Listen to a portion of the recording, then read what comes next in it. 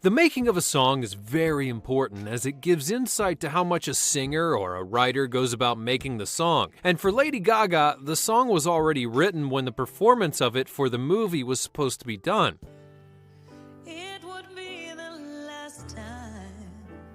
But as recording was about to begin for that scene, something very tragic happened. She explained what happened during an interview for the movie, saying, "My very, very, very dear friend Sonia died of cancer that day.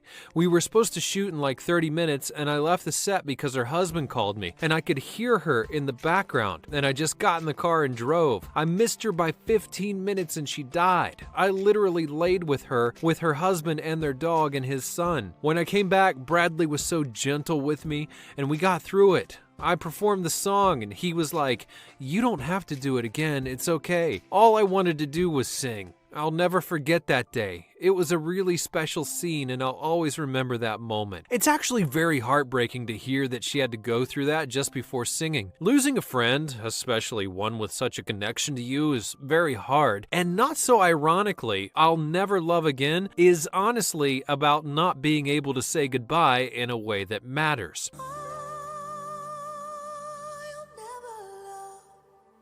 For it's about a love that's lost in a way that can never be repaired. And because of that, you feel just awful. You feel like you'll never love again because you don't think you can. And in the terms of friendship, you wonder if you'll ever have a friend like them again. It's a very powerful feeling, and that feeling was fully on display when Lady Gaga recorded and then sang that song for A Song Is Born.